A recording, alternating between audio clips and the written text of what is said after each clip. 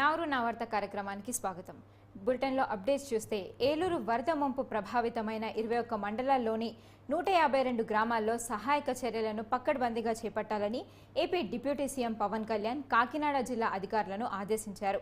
వరద ఉద్రిక్తిపై జిల్లా కలెక్టర్ ఇతర అధికారులతో చర్చించారు.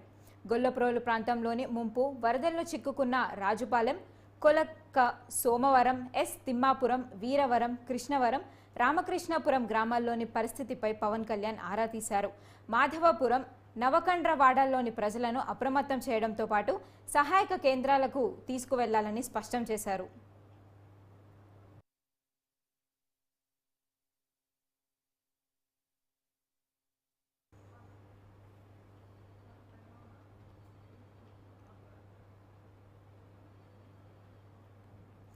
ప్రకాశం బ్యారేజ్ గేట్లను బోట్లు ఢీకొన్న ఘటనపై అధికారులు ముఖ్యమంత్రి చంద్రబాబుకు నివేదిక సమర్పించారని టీడీపీ నేత వర్ల రామయ్య అన్నారు. ప్రభుత్వానికి అప్రతిష్టపాలు చేయడానికే ఈ కుట్ర చేసినట్లు నిందితులు అంగీకరించారని ఆయన తెలిపారు.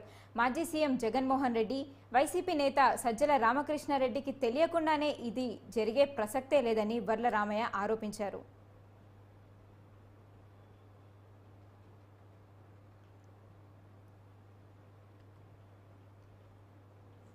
ఆయన is a man of criminal instinct. ఆయన ప్రతిదీ కూడా నేరపూరిత ఆలోచనలతో కూడుకొని ఉంటాయి. ప్రజాసేవ చేయటంలో కూడా నేరాన్ని జొప్పించిన వ్యక్తి అతను. ముఖ్యమంత్రిగా 5 సంవత్సరాలు పనిచేసినా కూడా నేరపూరిత మనస్తత్వంతోనే అతను ముఖ్యమంత్రిగా పనిచేశాడు. అధికారంలోకి రావటానికి కూడా he used his criminal instinct wear ever it is necessary. ఎక్కడెక్కడైతే అవసరం ఉందో అక్కడ ఈ క్రిమినల్ ఇన్స్టింక్ట్, నేరపూరిత ఆలోచనలు ఆయన వాడుతూనే ఉన్నారు. దాని ఫలితంగా అధికారంలోకి వచ్చారు. 5 సంవత్సరాలు ముఖ్యమంత్రిగా పనిచేయటం జరిగింది. చాలా దురదృష్టం అది.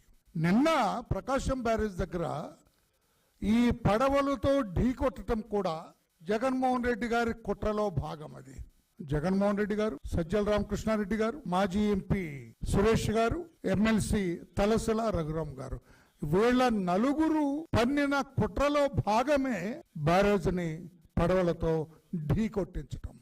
చాలా క్రిమినల్ అఫెన్స్ అది. ఒక భయంకరమైన కుట్ర అది. ప్రకాశం బ్యారేజ్ అదొక నేషనల్ ఎసెట్. అది జాతీయ సంపద. ప్రకాశం బ్యారేజ్ ఎవరి సొత్తో కాదు. వర్లరామయ్యదో, నారా చంద్రబాబు నాయుడు గారితో, నారా లోకేష్ బాబు గారి సొత్తో కాదు. అది జాతి సంపద. రాష్ట్ర ప్రజల, దేశ ప్రజల సొత్తు అది. అందుకనే నేషనల్ ఎసెట్ అది. సార్ అందరికీ ఆంధ్రప్రదేశ్లో వరద నష్టం అంచనాల విధి విధానాల రూపకల్పన, వరద సాయం పర్యవేక్షణకు మంత్రివర్గ ఉపసంఘాన్ని ప్రభుత్వం ఏర్పాటు చేసింది. 4 మంత్రులతో కేబినెట్ సబ్ కమిటీని నియమించింది. మంత్రులు పయ్యావుల కేశవ్, నారాయణ, వంగలపూడి అనిత, అనగాని సత్యప్రసాద్లతో కేబినెట్ సబ్ కమిటీని ఏపీ ప్రభుత్వం ఏర్పాటు చేసింది. కేబినెట్ సబ్ కమిటీ కన్వీనర్గా రెవెన్యూ శాఖ స్పెషల్ సిఎస్ను నియమించారు. వరద నష్టం అంచనాలపై విధి విధానాలు రూపొందించి త్వరితగతిన ప్రభుత్వానికి సిఫార్సులు అందజేయాలని ప్రభుత్వం ఆదేశించింది. మరోవైపు వరద ప్రభావిత ప్రాంతాల్లో చేపట్టాల్సిన శానిటేషన్ పనుల పర్యవేక్షణకి ఐఏఎస్ కన్నబాబును నియమించారు. ఐఏఎస్ హరినారాయణ్ స్థానంలో కన్నబాబును నియమిస్తూ ప్రభుత్వం ఉత్తర్వులు జారీ చేసింది.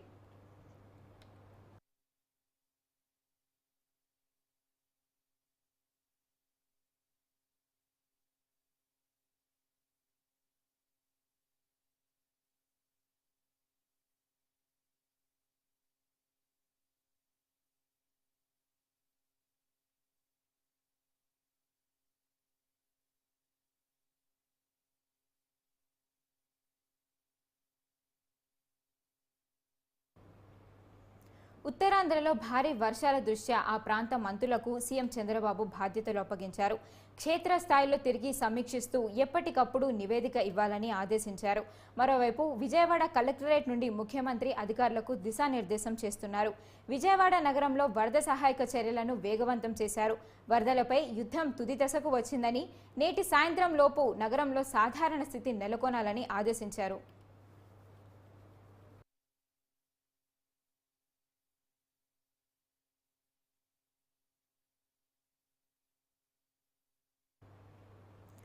ముంపుకు గురైన 32 వార్డుల్లో 26 చోట్ల సాధారణ స్థితి నెలకొందని పురపాలక శాఖ మంత్రి నారాయణ తెలిపారు. 3 షిఫ్టుల్లో పురపాలక సిబ్బంది పారిశుద్ధ్యం పనులు చేస్తున్నారన్నారు. 95% విద్యుత్ పునరుద్ధరణ జరిగిందని మంత్రి గొట్టిపాటి రవికుమార్ తెలిపారు. నీరు ఉన్న మరికొన్ని డివిజన్లలో సాధారణ స్థితికి వచ్చిన వెంటనే పూర్తి స్థాయిలో విద్యుత్ పునరుద్ధరిస్తామని పేర్కొన్నారు.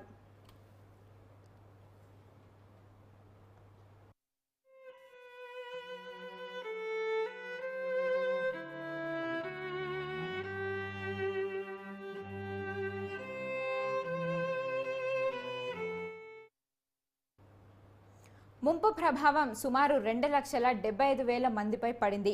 దీంతో ఆప్కో ఇతర సంస్థల ద్వారా సర్వం కోల్పోయిన బాధితులకు దుస్తులు అందించాలని సీఎం ఆదేశించారు. అర్బన్ కంపెనీ సాయంతో పాడైన అన్ని వస్తువులను బాగు చేయించడం, అందుకు తగ్గట్టుగా కంపెనీ యాప్ వినియోగంపై ప్రజల్లో చైతన్యం పెంచడంపై మంత్రులకు చంద్రబాబు బాధ్యతలు అప్పగించారు.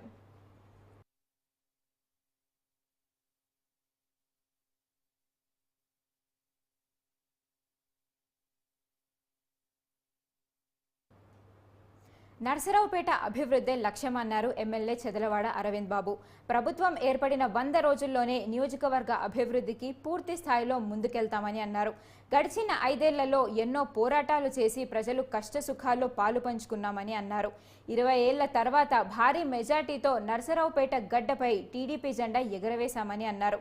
ఇసుక, ల్యాండ్ మాఫియా, పేకాట, కోడిపందాలు వంటి వాటిపై ఉక్కుపాదం మోపుతామన్నారు. మాజీ ఎమ్మెల్యే గోపిరెడ్డి శ్రీనివాసరెడ్డి ఆక్రమించుకున్న ప్రభుత్వ భూములపై విచారణ జరిపి తగిన చర్యలు తీసుకుంటామన్న ఎమ్మెల్యే చెదలవాడ అరవింద్ బాబు. నర్సరావుపేటలో ఉన్న కిరాయి గుండాలను కానీ, గుట్కా, మద్యాన్ని కానీ, గంజాయి, పేకాట, కోడి పందాలు ఇట్లాంటివి కూడా ఎక్కడా లేకుండా ఉక్కుపాదం మోపమని పోలీసు అధికారులకి మరి చెప్పడం జరిగింది. పోలీసు వ్యవస్థకి లా అండ్ ఆర్డర్ పూర్తిగా స్వేచ్ఛ ఇవ్వడం జరిగింది. ఎక్కడ మరి ఇటువంటి జోదాలు కానీ ఇట్లాంటి జరుగుతుంటే మాత్రం ఉక్కుపాదం మోపమని చెప్పడం జరిగింది.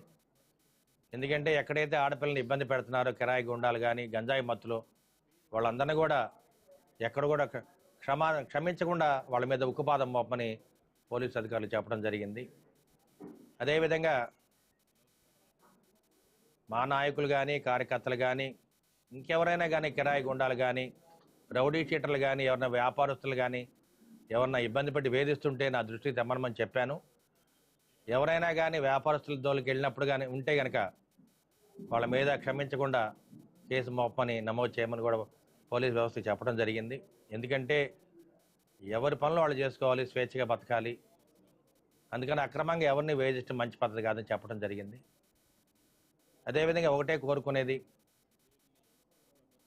ఇవాళ నర్సరావుపేట అసెంబ్లీ సెగ్మెంట్లో ప్రశాంతమైన వాతావరణం ఉండాలి, కిరాయి గుండాలు లేకుండా ఉండాలి, గుట్కా కానీ గంజాయి మద్యం ఇట్లాంటివి లేకుండా ఉక్కుపాదం మోపాలి. అదేవిధంగా అక్రమంగా ఎవరైనా ఆస్తులు ఆక్రమించాలనుకుంటే కనుక దాన్ని క్షమించకుండా పోలీస్ వ్యవస్థ పనిచేయాలి. అదేవిధంగా కొంతమంది వ్యాపారస్తులు కానీ కిరాయి గుండాలు మద్యం షాపుల మీద, బార్ అండ్ రెస్టారెంట్ మీద పడి వాటిని దోచుకుందామని అక్రమంగా వాళ్ళని భయపెట్టి వాళ్ళని ఖాళీ చేద్దామని కానీ ప్రయత్నం చేస్తే ప్రభుత్వం ఊరుకోదు, చట్టపరమైన చర్యలు తీసుకుంటారు. ఇది మాత్రం గుర్తుపెట్టుకోవాలి.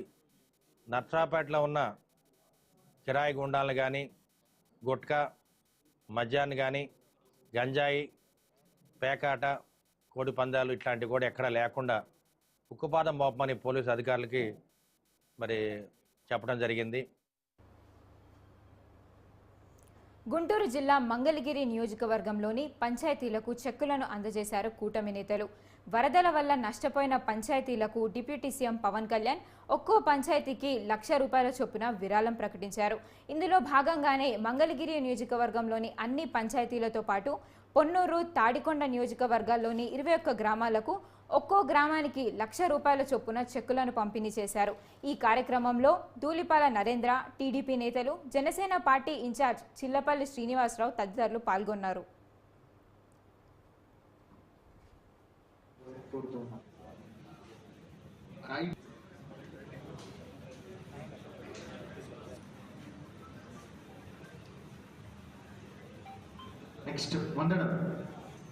గత ప్రభుత్వం యొక్క పాపాలని అధిగమించి ప్రజలను ఆదుకునేందుకు ఏ విధంగా ఈ ప్రభుత్వం ముఖ్యమంత్రి గారు శ్రమిస్తూ ఉన్నారో మనం చూస్తూ ఉన్నాం. ఇవాళ సామాజిక స్పృహ కలిగిన నాయకుడిగా, పంచాయతీరాజ్ శాఖ మంత్రిగా ఆయన పంచాయతీల్ని పవన్ కళ్యాణ్ గారు, ఉప ముఖ్యమంత్రి పవన్ కళ్యాణ్ గారు పంచాయతీల్ని బలోపేతం చేయటంతో పాటు ఒక సామాజిక బాధ్యతతో వ్యక్తిగతంగా ఆయన 7 కోట్ల రూపాయలు అటు ముఖ్యమంత్రి సహాయ నిధికి కావచ్చు, పక్క రాష్ట్రంలో కావచ్చు, అలాగే ఇవాళ మన రాష్ట్రంలో 400 పంచాయతీలకి ఒక్కొక్క పంచాయతీకి 1,00,000 చొప్పున 4 కోట్ల రూపాయలు ప్రకటించిన ఆ 1,00,000 రూపాయలు ఏదైతే విజయవాడ వరద ప్రభావిత ప్రాంతాల్లో మంత్రి నారాయణ సహాయక చర్యలు చేపట్టారు. రాత్రి సమయంలోనూ వరద సహాయక చర్యల్లో పాల్గొన్నారు. కండ్రిక సమీపంలో ఉన్న నూజివీడు రహదారి చుట్టుపక్కల ఇప్పటి వరకు వరద నీరు అక్కడే ఉంది. 61 నుండి 64 డివిజన్లలో వరద నీటిని బయటకు పంపేందుకు ఉన్న అన్ని మార్గాలపై అర్ధరాత్రి మంత్రి అధికారులతో చర్చలు జరిపారు. వెంటనే 10 జేసీబీలు రప్పించి రోడ్డును తవ్వాలని ఆదేశాలు జారీ చేశారు. రోడ్డును 3 చోట్ల తవ్వడం ద్వారా వరద నీరు బయటకు పంపేలా ప్రణాళికలు రూపొందించారు. మంగళవారం సాయంత్రం వరకు మొత్తం నీరు తగ్గిపోయేలా చర్యలు చేపట్టినట్టు మంత్రి తెలిపారు. సముద్రం వాటర్లా ఉంది.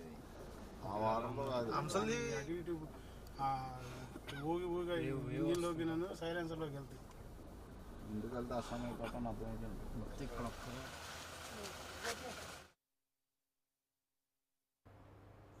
తూర్పుగోదావరి జిల్లాలో భారీ వర్షాలు కురుస్తున్నాయి. ఎడతెరిపి లేకుండా వానలతో జనజీవనం స్తంభించిపోయింది.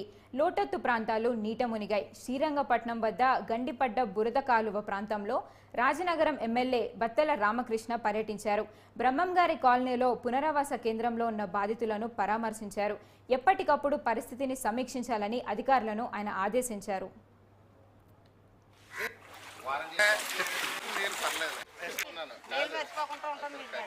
ఇక్కడ డ్రింకింగ్ వాటర్ లేకపోతే ప్రభుత్వమే కదా.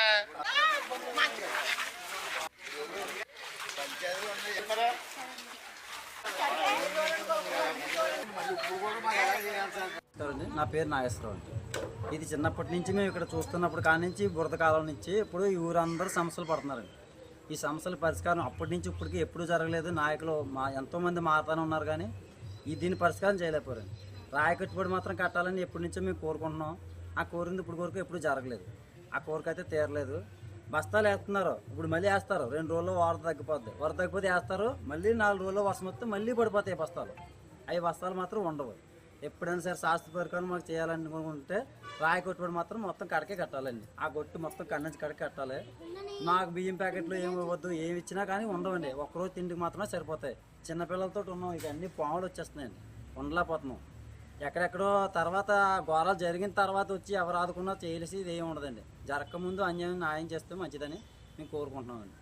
వరద కాలువ నీరు మా వైపు రాకుండా మీరు సహాయం చేస్తారని మీకు వేడుకుంటున్నాం.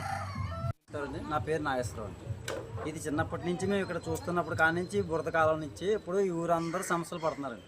ఈ సమస్యల పరిష్కారం అప్పటి నుంచి ఇప్పటికి ఎప్పుడు జరగలేదు. నాయకులు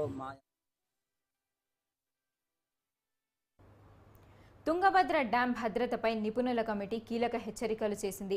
డ్యాం 33 గేట్లు మార్చాలని నివేదికలో పేర్కొంది. ఇరిగేషన్ ప్రాజెక్టుల గేట్ల జీవిత కాలం కేవలం 45 ఏళ్లు మాత్రమేనని, ఇప్పటికే తుంగభద్ర డ్యాం గేట్లను అదనంగా 25 ఏళ్లు వినియోగించారని తెలిపారు. ఇప్పుడు మరమ్మతులు చేస్తే ప్రమాదం పొంచి ఉన్నట్లేనని డ్యాం సేఫ్టీ అథారిటీ హెచ్చరించింది. ఆగస్టు నెలలో చైన్ లింక్ తెగిపోయి వరద ఉద్రిక్తికి కొట్టుకుపోయిన 19వ నంబర్ క్రస్టుతో పాటు మిగిలిన 32 క్లస్టర్ భద్రత, పలు అంశాలపై అధ్యయనం అనంతరం ప్రభుత్వానికి సమగ్ర నివేదికను అందజేసింది. కర్ణాటక, రాయలసీమ, తెలంగాణ జిల్లాల్లోని లక్షల ఎకరాలకు, వందల గ్రామాలకు సాగు, తాగునీటిని తుంగభద్ర అందిస్తోంది.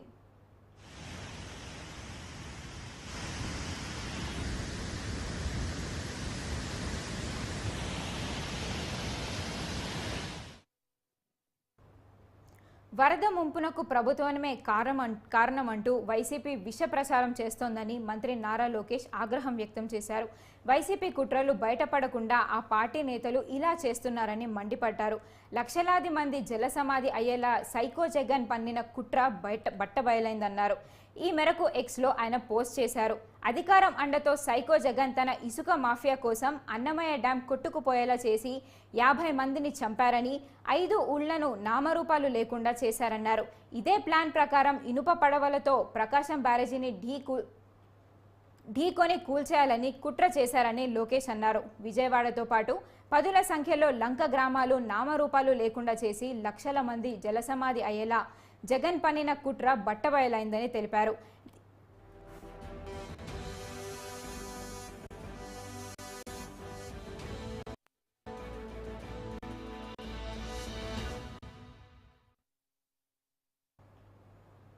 ఇటీవల వైసీపీకి రాజీనామా చేసిన మాజీ మంత్రి సిద్ధా రాఘవరావు టీడీపీలో చేరేందుకు లైన్ క్లియర్ అయినట్టు తెలుస్తోంది.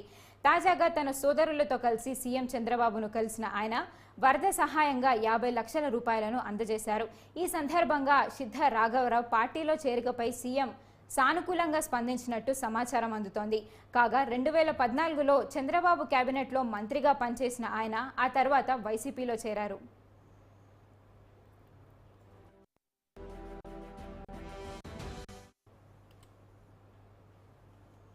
అల్లూరి సీతారామరాజు జిల్లా విలీన మండలాల్లో గోదావరి శబరి నదులు పొంగి పొర్లుతున్నాయి.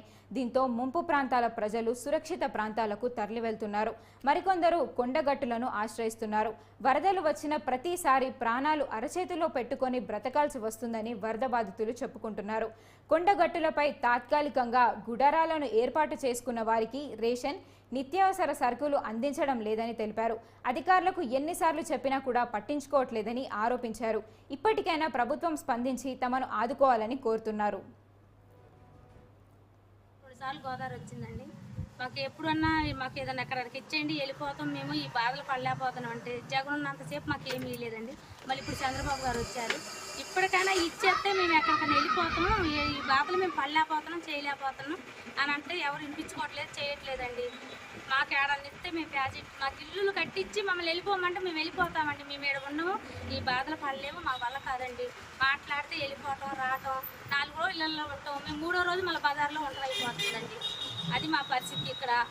మాకు ఇప్పుడు 2 సార్లు గోదావరి వచ్చిందండి. మాకు ఎప్పుడన్నా మాకు ఏదైనా ఎక్కడికి ఇచ్చేయండి, వెళ్ళిపోతాం, మేము ఈ బాధలు పడలేకపోతున్నాం అంటే జగన్ ఉన్నంతసేపు మాకు ఏమీ లేదండి. జూన్, జూలై, ఆగస్టు ఈ 3 నెలల నుంచి 3వసారి ఇది ఫ్లడ్ రావడం. పత్తి చేలు వేశారు, వరి పొలాలు వేశారు రైతులు, మిరపనాలతో సహా అన్ని 3 మునిగిపోయినాయి. అధికారులు స్పందించట్లేదు, ఎవరు కూడా మమ్మల్ని పట్టించుకునే పరిస్థితి. 7 మండలాల గురించి దిక్కు దివానం లేని పరిస్థితిలో ఉన్న 7 మండలాలు, 3 మండలాలని ఏ అధికారి కూడా ఎలాంటి చర్యలు తీసుకోవట్లేదు. ప్రభుత్వం ఆదుకోవాలి. అలాగే ప్రభుత్వం 7 మండలాలకి అర్జెంటుగా పునరావాసం కల్పించి ఇక్కడ నుండి తరలించాల్సిందిగా కోరుతున్నాం.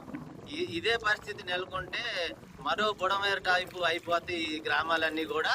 ఇలాంటి విపత్తు రాకుండా మన ముఖ్యమంత్రి గారు, ఉప ముఖ్యమంత్రి పవన్ కళ్యాణ్ గారు అందరూ సహకరించి. తెలుగుదేశం పార్టీ ఏపీ అధ్యక్షుడు పల్లా శ్రీనివాసరావు స్వల్ప అస్వస్థతకు గురయ్యారు. ఇటీవల ఆయన విజయవాడలోని వరద ప్రభావిత ప్రాంతాల్లో పర్యటించి సహాయక చర్యల్లో పాల్గొన్నారు. 2 రోజుల క్రితమే విశాఖపట్నం చేరుకున్న ఆయన అస్వస్థతకు గురయ్యారు. జ్వరం తీవ్రత ఎక్కువగా ఉండడంతో చికిత్స కోసం ఆసుపత్రిలో చేరారు.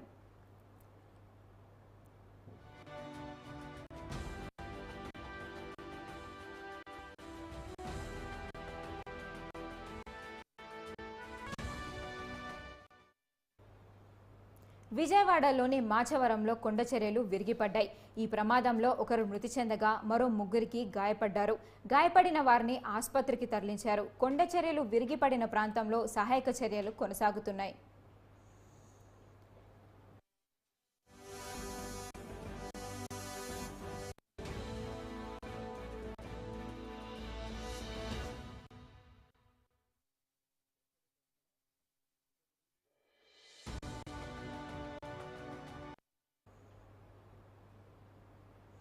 పల్నాడు జిల్లా అమరావతి మండలంలో ఉద్రిక్త పరిస్థితులు చోటు చేసుకున్నాయి. అమరావతి మండలంలోని ముంపు ప్రాంతాలను పరిశీలించడానికి వైసీపీ మాజీ ఎమ్మెల్యే నంబూరు శంకర్రావు సిద్ధమయ్యారు. అయితే వైసీపీ నేతలు పర్యటనపై టీడీపీ నేతలు ఫైర్ అయ్యారు. ఆయన రావద్దని హెచ్చరించారు. 14వ మైలు వద్ద ఎదురుపడ్డ టీడీపీ వైసీపీ కార్యకర్తలు పరస్పరం దాడులు చేసుకున్నారు. పలు వాహనాలు ధ్వంసమయ్యాయి. ఈ ఉద్రిక్తల నేపథ్యంలో తిరిగి గుంటూరు వెళ్లిపోయారు నంబూరు శంకర్రావు. అయితే నంబూరు పర్యటనపై తమకు ఎలాంటి సమాచారం లేదని పోలీసులు అంటున్నారు.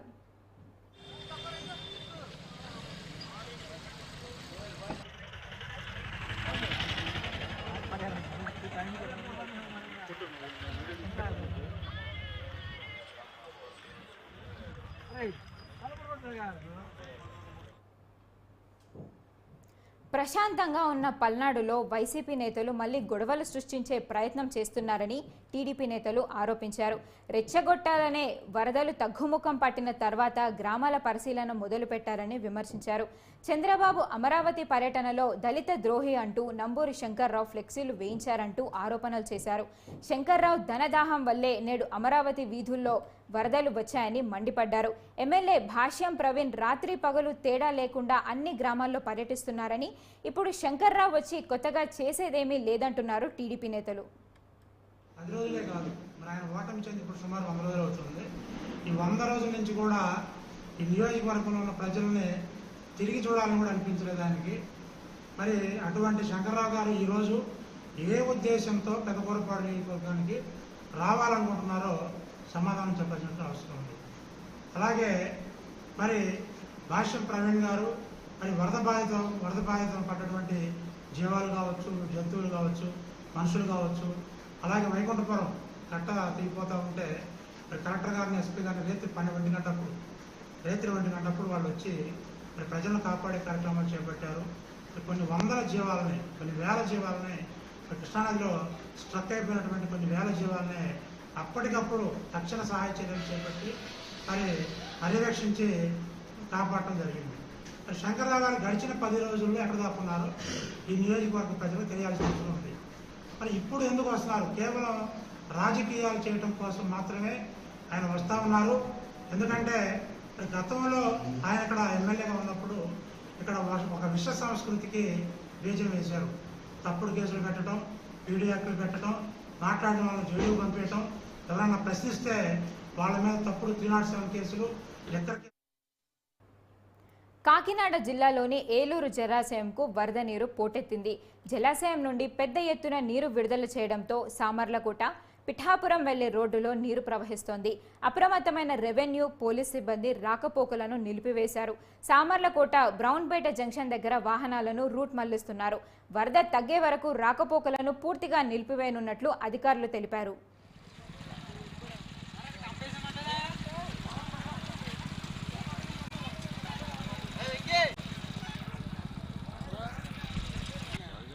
మమ్మల్ని పొద్దున 8 గంటలు లేపేశారు, వచ్చేసాం.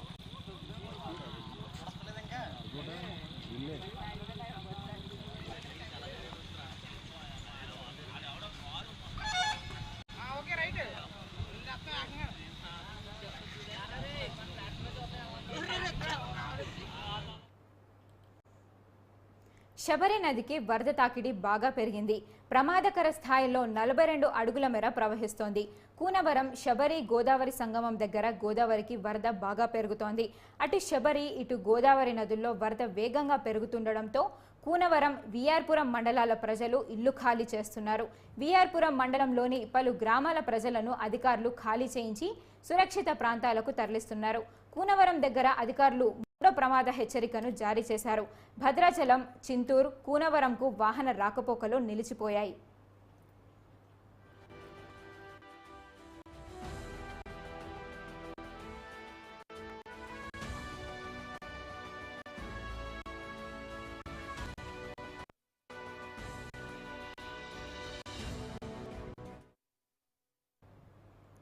గత కొన్ని రోజులుగా కురుస్తున్న భారీ వర్షాలకు కాకినాడ జిల్లా పిఠాపురం నియోజకవర్గంలోని ఏలేరు రిజర్వాయర్కు భారీగా వరద నీరు వచ్చి చేరింది. దీంతో 16 క్యూసెక్కుల నీటిని అధికారులు దిగువకు విడుదల చేశారు. వరదకు ప్రధాన రహదారులు జలమయమయ్యాయి. వందల ఎకరాల్లో పంట నీట మునిగింది. మరోవైపు వరద కారణంగా రాజమండ్రి నుండి విశాఖ వెళ్లే వాహనదారులు తీవ్ర ఇబ్బందులు పడుతున్నారు.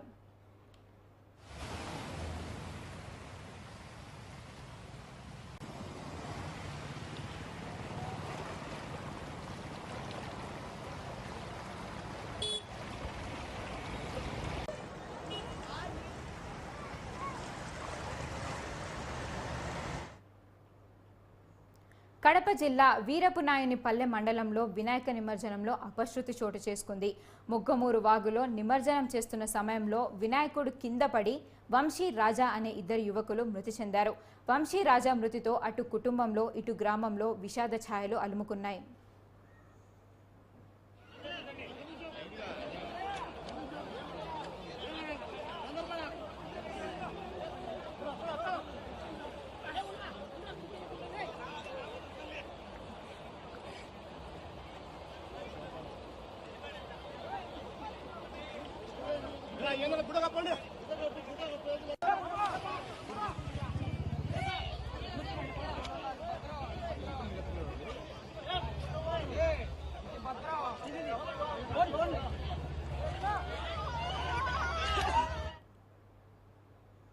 అల్లూరు జిల్లా చింతపల్లి మండలంలో డయేరియా విజృంభిస్తోంది.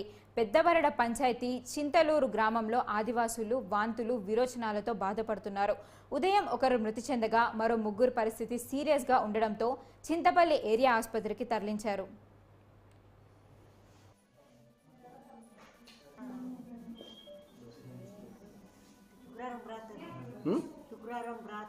శుక్రవారం రాత్రి నుంచా